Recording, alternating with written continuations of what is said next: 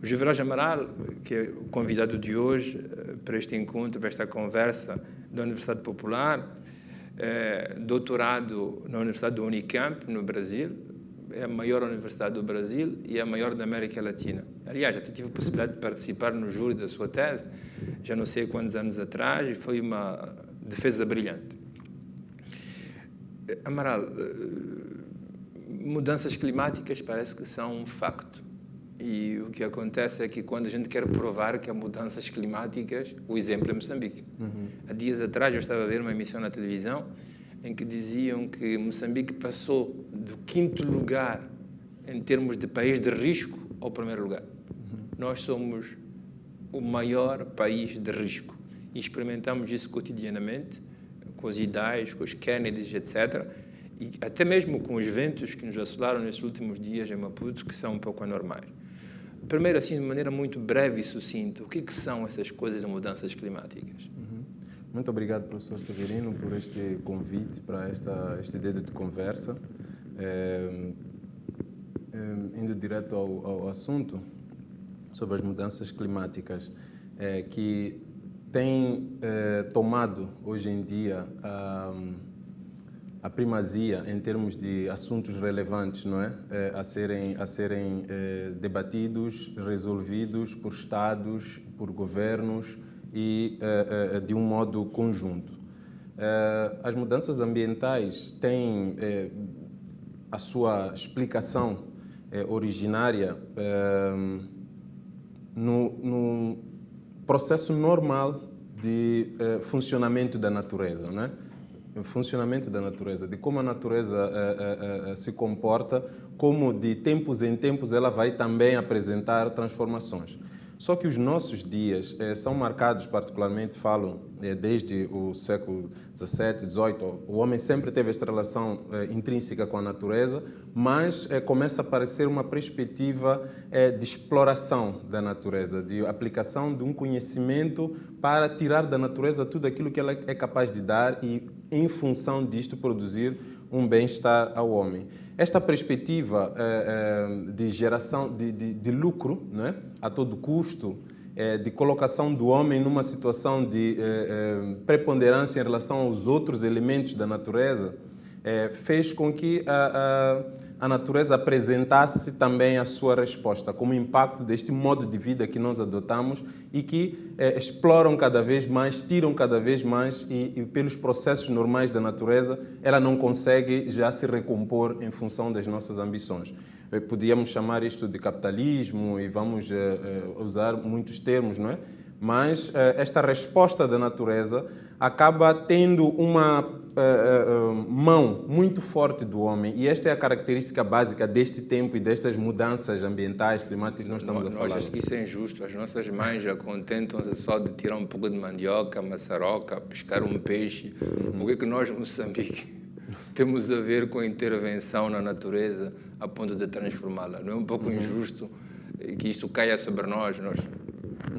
Esta perspectiva foi, de fato, apresentada nos fóruns de debate sobre as questões das mudanças ambientais, principalmente quando,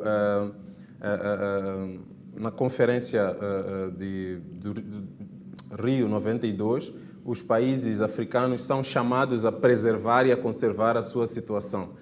Então surge este problema ligado à ideia de que os países que mais exploram a natureza, que têm os meios para explorar a natureza, conforme eu vinha dizendo, são aqueles que menos são afetados pelos desastres naturais. Por quê? Porque esta concepção, essa ideia de desastres naturais é muito associada à ideia da vulnerabilidade, da adaptação, da capacidade de adaptar-se a um determinado meio.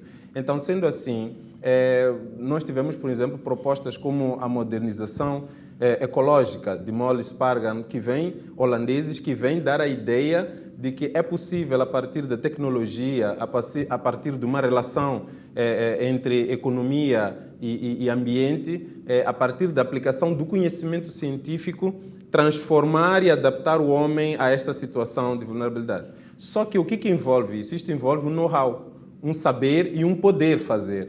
o que os países ditos do terceiro mundo não têm. Então, as soluções aos problemas ambientais que são apresentados de forma global, porque aí também tem esta pegada, esta ideia de que não existem fronteiras, não é? Para os riscos ambientais, não existem fronteiras para exposição ambiental. Quer dizer que uma África do Sul pode ter um nível muito alto de industrialização e as consequências, os impactos desta exploração serem muito bem sentidos em Moçambique. Então, neste sentido, os países do Ocidente, aqueles que têm o know-how e a capacidade, têm dinheiro para poder inventar as soluções ambientais, iriam responsabilizar-se então por dar meios financeiros para que nós pudéssemos fazer face e estarmos numa situação de equilíbrio.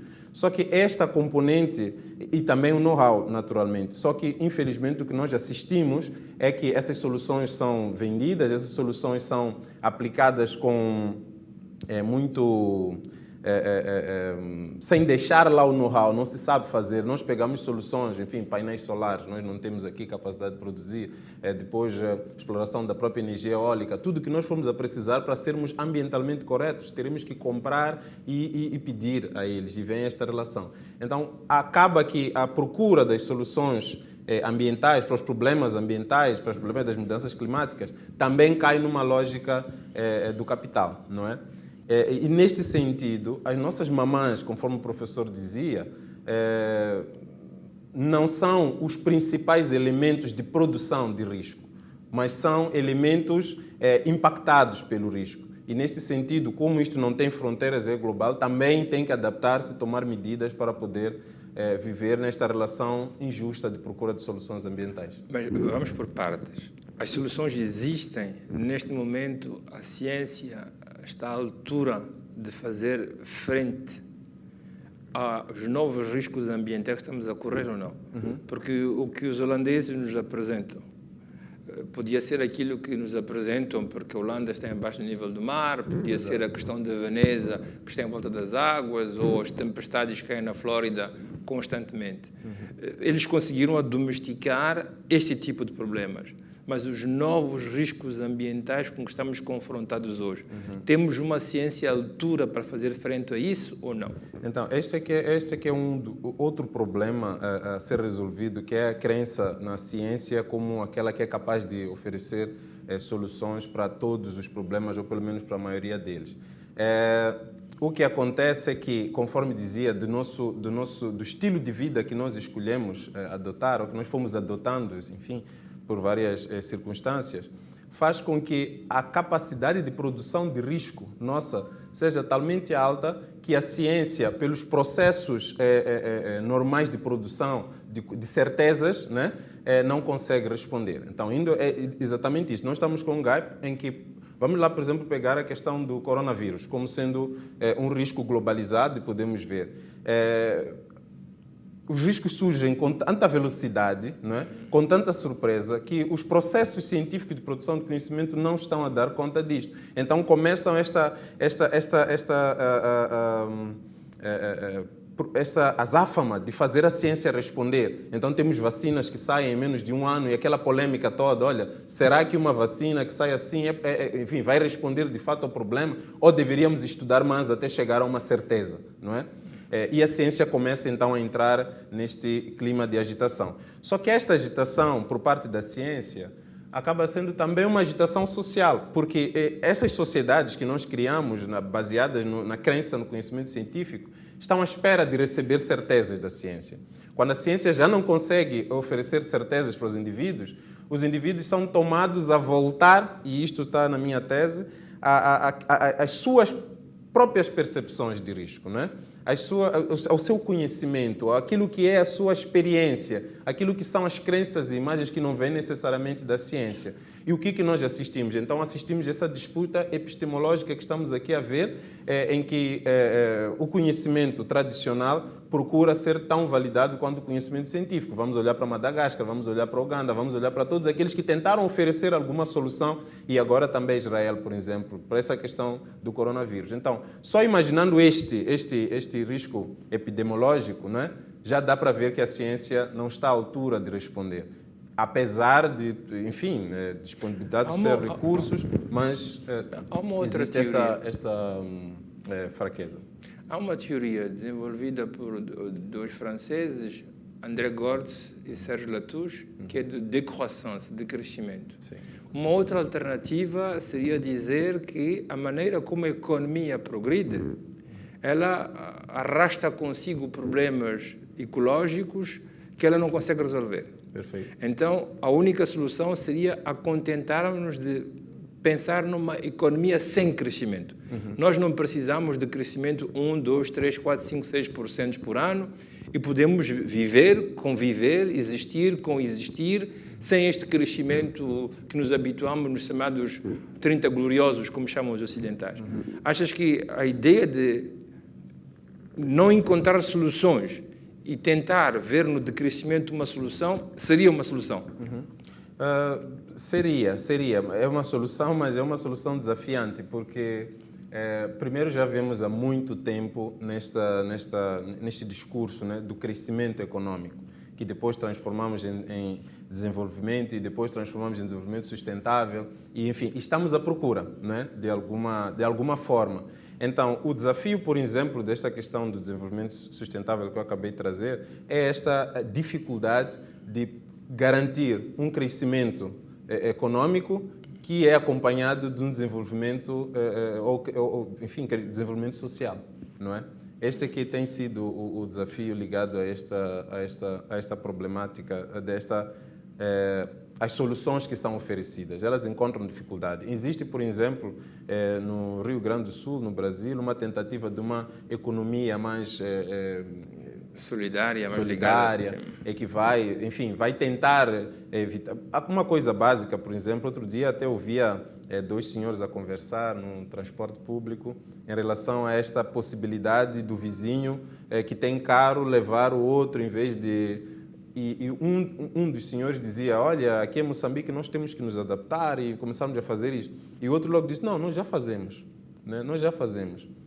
Existem, de fato, esta ideia de boleias nas paragens, etc., que infelizmente depois foram descontinuadas, né, por vários fatores, mas mais ou menos que nós poderíamos estar por ali. Então, quer dizer, é uma percepção, existe um movimento muito forte, principalmente na América do Sul, é uma percepção clara de que temos que decrescer. Mas última questão desta primeira fase da conversa. Moçambique. Por que Moçambique passou do 5º lugar como dos lugares mais propensos ao risco de mudanças climáticas ao 1º lugar? O que é que faz com que Moçambique tenha, digamos, esta classificação honorosa no sentido negativo? Certo. Nós temos diferentes fatores que podemos encontrar para isso. A literatura moçambicana, em termos disso, já está bastante consolidada, né? Geografia, desde a Aniceto dos Mochangos, né? Que já fazia a sua geografia na beira, já trazia estes elementos a colocar o seguinte. Um dos fatores de nossa maior vulnerabilidade, estas questões de que podem nos levar a galgar esses, conforme já levou, é a nossa localização, né? A nossa localização e também a morfologia do nosso próprio território. Não podemos nos mudar para outro lugar?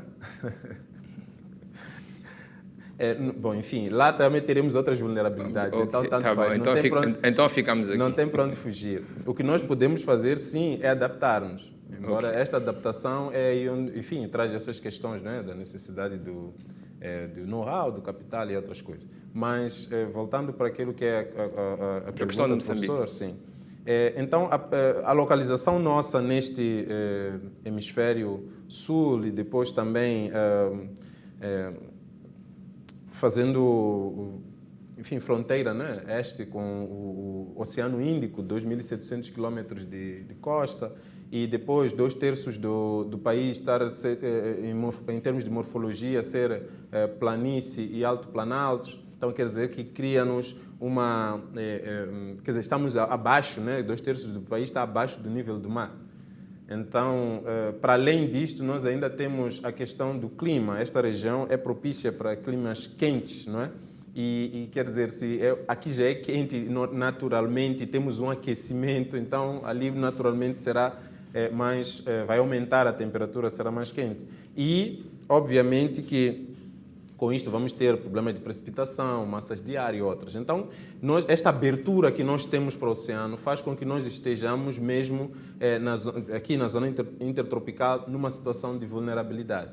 Então, esta vulnerabilidade caracteriza-se por quê? Pela nossa exposição, né? Nós estamos expostos e, enfim, temos a população da costa e tal, estamos expostos. E ainda nós somos um país estreito, quer dizer que uma mexida no oceano pode atingir todo o território, pela nossa extensão, enfim. Bom, e aí então também está sobreposto a esta vulnerabilidade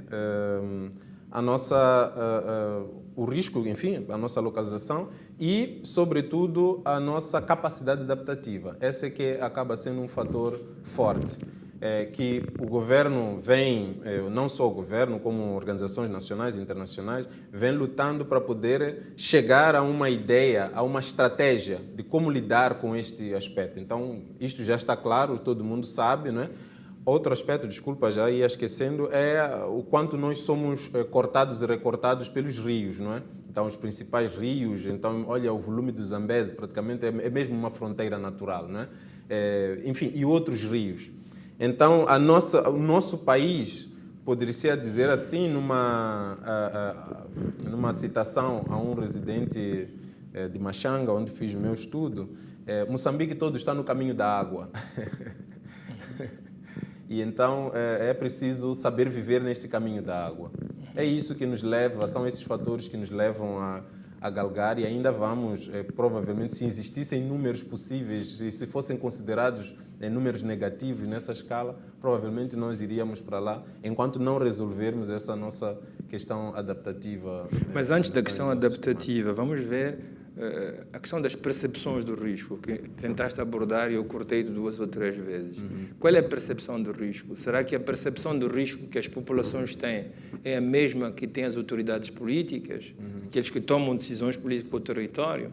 São as mesmas que têm as organizações internacionais, os países que estão supostamente para ajudar? Como é que se joga esta questão da percepção de riscos? Certo. Bom, primeiro começar por dizer que a procura de soluções, que necessitem, a priori, de dinheiro, economia, né? Dinheiro a girar para poder atingir a todos, faz com que alguns países tenham muito mais preponderância, tenham muito mais importância no debate sobre as mudanças climáticas. Então, quer dizer que existe uma relação de poder nas soluções encontradas e que podem ser implementadas pelos diferentes países, independentemente das suas condições e particularidades. O que vai fazer também com que estes países, que são aqueles que podem colocar, enfim, dinheiro para fazer aquilo funcionar, tenham também que estender-se a esses países e ali estabelecem o seu ideal de resolução dos conflitos. Isto faz com que muitos sociólogos, particularmente da sociologia ambiental, Battel, vai fazer com que Dunlap também procurem entender como é possível, né, através das nossas percepções, dialogar com as populações locais, com o conhecimento local. E neste diálogo existe naturalmente esta força, este poder epistemológico de uma, né, sobre a outra. Então, enfim... Isso quer dizer que as percepções do risco das populações não é igual que a percepção do risco dessas instituições que estudam as populações. Exatamente. Não só não é igual, como existe uma relação de poder. Só isso. Porque não é só uma questão de não igualdade, é que uma coloca-se sobre a outra. E como é que isto funciona? Nós temos os nossos governos que ratificam acordos e que esses acordos devem ser implementados. Significa isto dizer que as nossas estratégias têm que estar completamente alinhadas àquilo que é o objetivo, em termos de objetivo de desenvolvimento do milênio. Então, tem que estar completamente alinhada a isto. E em função disto também vão surgir considerações ligadas ao tipo de risco a ser combatido, etc, etc. Um financiamento é para erosão, outro financiamento é para cheias, enfim. E isto é que coloca o problema que eu levanto na minha tese, que é a ideia da percepção do risco, de como esta diferença e este poder que uma tem sobre a outra faz com que essas estratégias que são desenhadas... Mas ainda não ficou claro qual é a diferença de percepção. Uma comunidade que vive na costa e que é assolada constantemente por ventos constantes que destroem a casa, as machambas, que metem em risco a própria vida. Tem uma percepção de risco diferente daquela que pode ter um sociólogo que estuda o fenómeno? Sim, naturalmente, pode.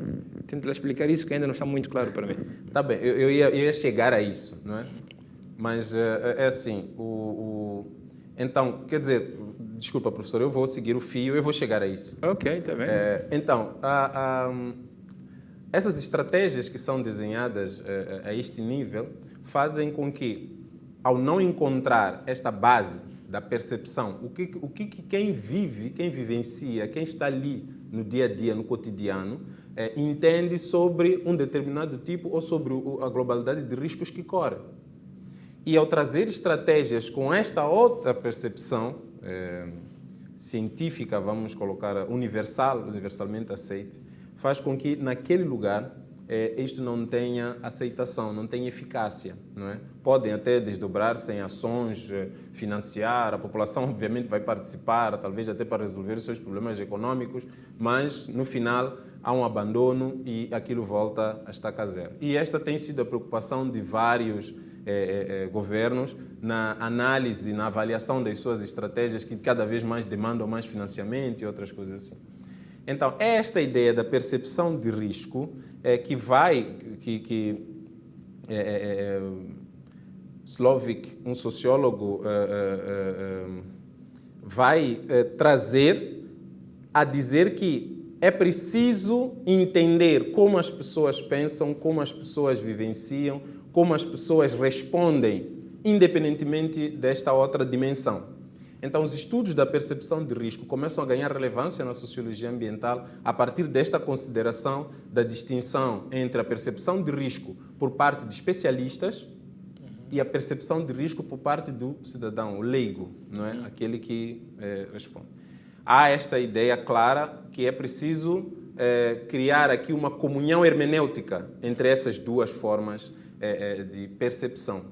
Então, eu pego a fenomenologia como uma teoria, né, que permite entender a possibilidade desta relação. E vou buscar lá o Alfred Schutz, porque ele trouxe, enfim, deu continuidade da aplicação das teorias do Arcel e de outros, que já os seus precursores, ele trouxe e conseguiu aplicar isto ao estudo da sociedade, à sociologia. Por quê? Por considerar a subjetividade do indivíduo, não é? O entendimento que nós criamos, a significação que nós damos a cada coisa no dia a dia. E isto é que nos permite viver. Eu não tenho todos os dias que acordar e perguntar se o senhor que está na minha casa é meu pai ou não. Eu crio uma imagem, não é? Eu acredito no que me foi dito, eu vejo aquele homem a desempenhar o seu papel e eu digo, meu pai. Não é? Então, do mesmo modo, e não preciso ficar todos a questionar-me sempre sobre isto, do mesmo modo acontece com todas as coisas, o nome, cachimbo, o telefone, carro. Então, esta ideia de que o indivíduo pode criar esta percepção, esse seu entendimento e partilhar, e é em função desta partilha que as pessoas conseguem viver juntas, faz da fenomenologia, faz da percepção de risco um objeto, claro, da sociologia, né?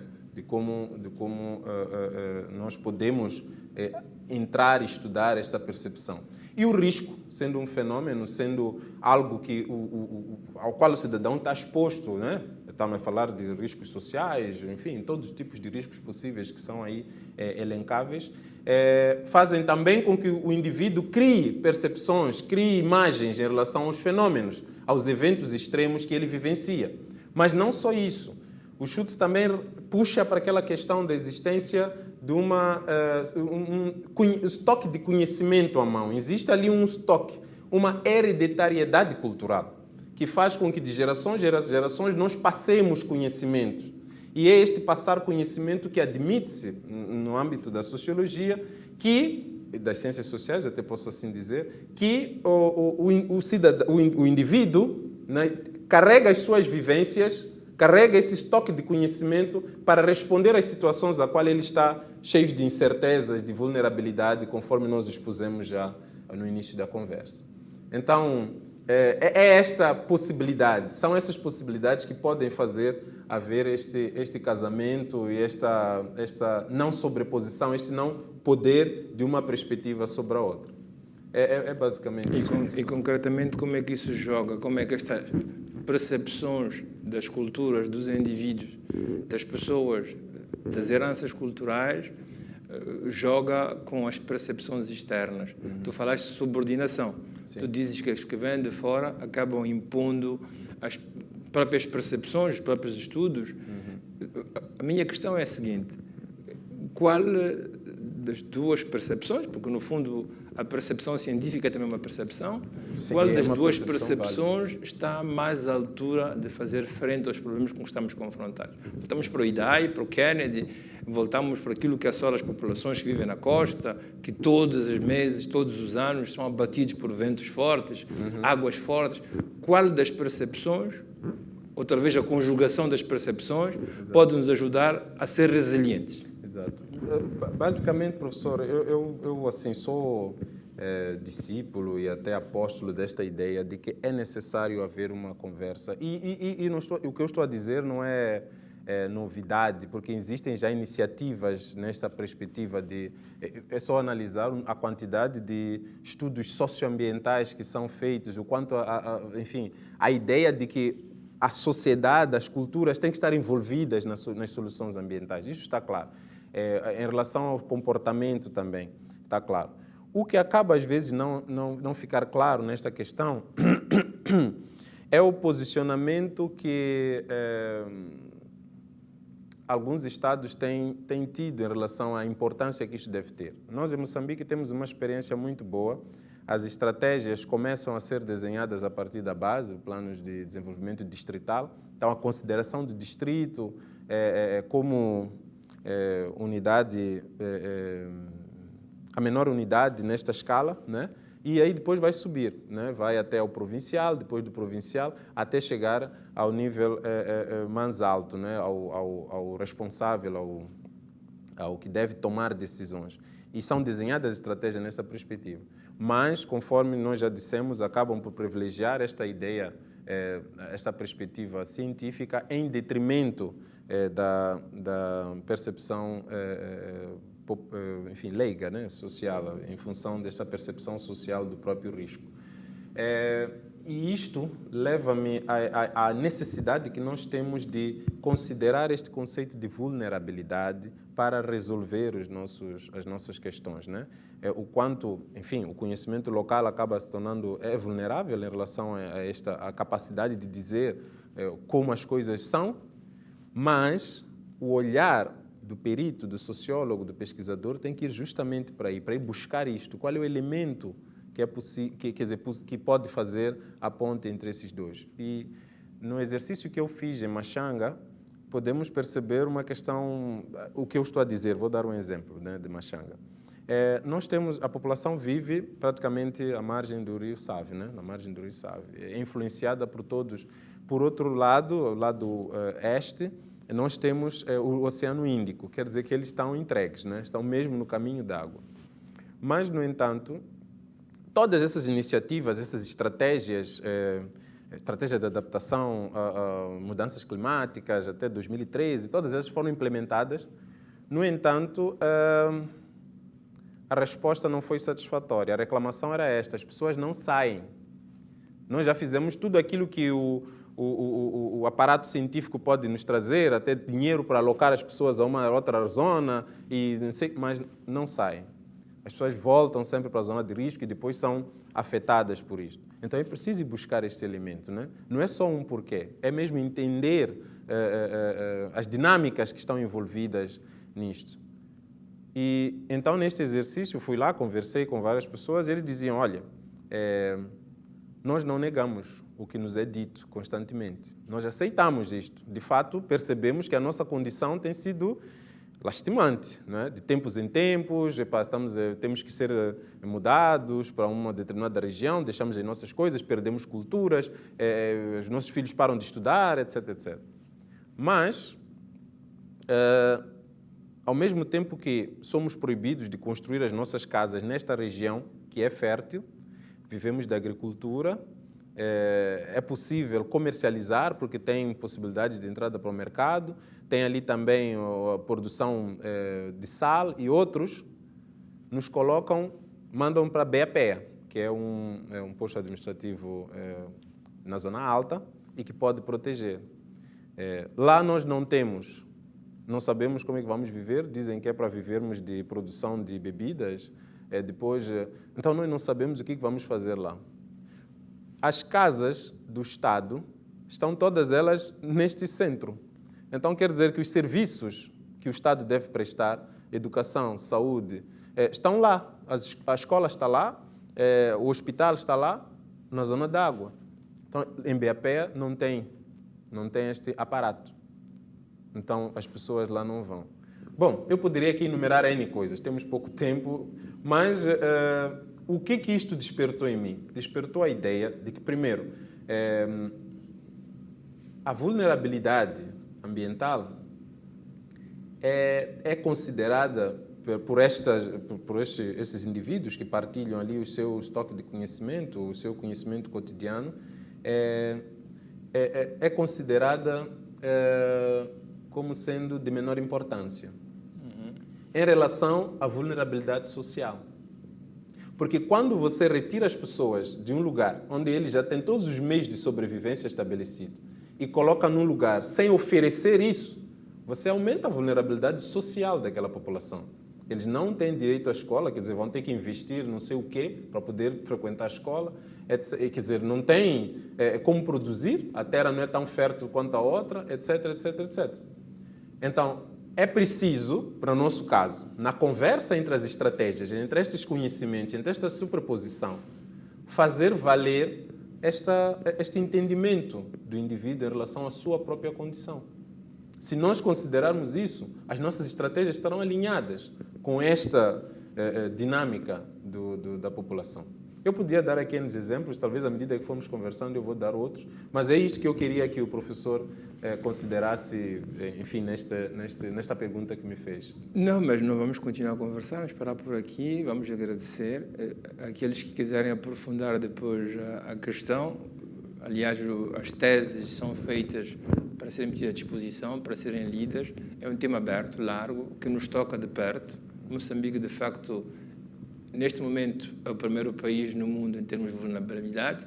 Temos que resistir. Eu estava a pensar em ir às montanhas suíças, francesas, nos Alpes, mas tu dizes que vamos ter outros problemas lá. Aliás, os glaciares estão a fundir, então temos que ficar aqui e temos que ser resilientes. Exato. E a proposta que tu me fazes me parece completamente racional, ter em conta aquilo que são os capitais de saber acumulados pelas populações locais e aquilo que vem de fora, ter em conta as necessidades de resiliência aos fatores naturais, mas ter em conta as necessidades sociais.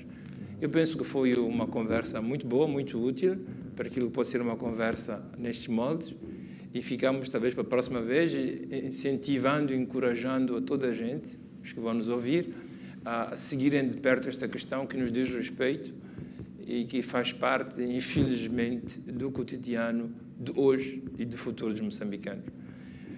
Amaral, muito obrigado, foi um prazer e ficamos para breve então. Hein? Muito obrigado, professor. Até a próxima.